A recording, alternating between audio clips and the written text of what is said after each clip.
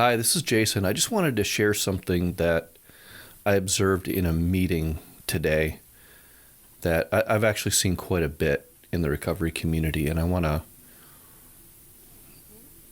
just want to sort through it a little bit. So, we're reading this passage here from 2 Corinthians, and Paul says in this passage, "Therefore, in order to keep me from becoming conceited, I was given a thorn in my flesh, a messenger of Satan to torment me. 3 times I pleaded with the Lord to take it from me, but he said to me, 'My grace is sufficient for you, for my power is made perfect in weakness. Therefore I will boast all the more gladly about my weaknesses, so that Christ's power may rest on me. That is why, for Christ's sake, I delight in weaknesses, in insults, in hardships, in persecutions, in difficulties, for when I am weak, then I am strong.'" Then we looked at this little kind of meditation here, talking about a guy named Reggie has a lot of relapses. Each time he has a relapse, he feels real bad about himself. These are some of the things he says to himself: "I screwed up. You let everybody down. You're a loser." And then I wanted people to contend a little bit with this idea of weakness and God's power. And I asked, do you wish God would take away certain weaknesses, past decisions, or thorns in the flesh? And this can be a very revealing question, because some people are like, yes, there are some very specific things, or there's just this period of time that I wish could be taken away. There's a decision that I made that I just haunts me to this day. And then there's another group of folks who says, no, I don't have anything like that. In fact, all those things that I did and all those experiences I had while using drugs and alcohol, they made me who I am today. And I'm stronger because of them. And I learned from them.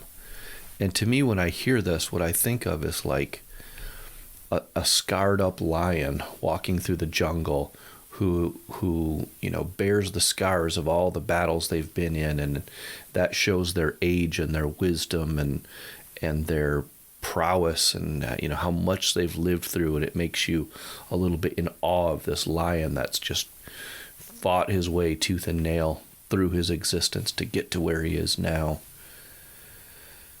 And I guess my thought is that may be, and you may have learned things, and that kind of, I don't want to say that kind of attitude because that sounds terrible, but believing that about your past may be helpful. It may help you stay sober.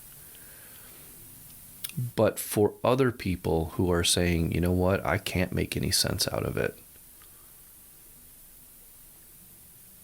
The things I did, I can't take any pride in them. I just wish they didn't happen. I'm thinking of a couple people in this meeting. One woman is like, I haven't been able to see my son. My actions and my drug addiction took me away from my son, and somebody else is raising my son right now. And he started this new sport. She had no idea about it. And there are things that she can't get back. There's days that she can't get back. There's decisions she can't get back. And for her, I think these things are a thorn in her side. They are things that she wishes could be taken away. There's another woman there who has lost her children and was talking about starting to have contact with them, and she could hear the resentment in their voice. Why weren't you here? Why did you leave me? And I don't think that she can look at her past life and go, oh yeah, and tell her child that. Yeah, I learned a lot from those things, and now, I think all she can say is, yeah, I wish I hadn't done those things too. They are a thorn in my flesh. They are something that I wish could be taken away. There was another guy in the meeting, lost job opportunity after job opportunity. Guy's so smart. and he regrets those things, and there's no way he can get them back. He doesn't see that as something to be proud about. There's another guy, he's about to start a job at McDonald's. He's been an accountant in the past, and he's starting at McDonald's, with fear and trembling. It's close. He's like, it's close to where I live. I'll be working part-time. I won't stress myself out too much, and I'll get a few paychecks and prove to myself that I'm not going to buy alcohol with these paychecks. And I think it's to people like that this passages like this are given, where we can look at the Apostle Paul, who wrote this, who is author of most of the New Testament, a very favored apostle of Jesus, saying, I have some weaknesses I wish weren't there. I wish I could just brag about them, but I can't. And what he does here is interesting. Instead of saying, these made me who I am, and who I am is something wonderful, he's actually kind of saying, I become less, and then God's power works through me. And I think that's a message that I hope is comforting to people in recovery. That if you are torn up about your past, if you are embarrassed, if you feel like a failure, if you feel like I don't trust myself to even be around alcohol right now, I'm not sure I'm going to get better, I struggle with temptation and wonder if I'm going to fall one of these days, that to you, he's saying, God's strength, God is saying to you, his strength can be made perfect in you. If you're weak and you admit, I don't have this, these past experiences didn't teach me any lessons. All they did was tear me down and make me worse off than I was before. God is giving a word of hope to you, that out of that weakness, he will come in, he will demonstrate his strength. And when you're back on your feet, and when you can tell somebody about something you've done without any sense of shame, you can say, yeah, I've been working for 6 months. I've been working for 5 years. I've been sober for 5 years. You're going to be able to experience that and say, and it's all the grace of God.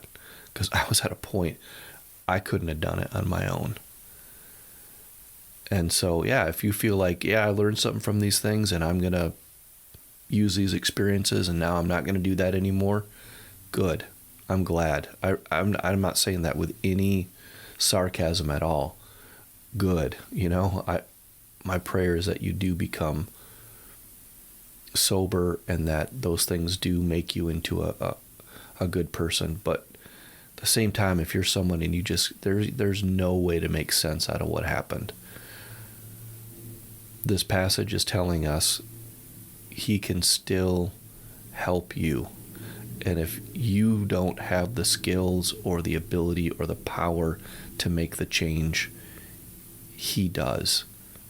And so there's hope for even the person who's standing there and saying, I got nothing that I can use to move forward.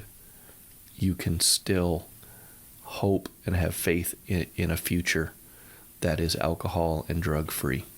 So I hope that thought brings some optimism and some encouragement to somebody who's feeling who's just feeling like it can't be done right now. I got Jesus in my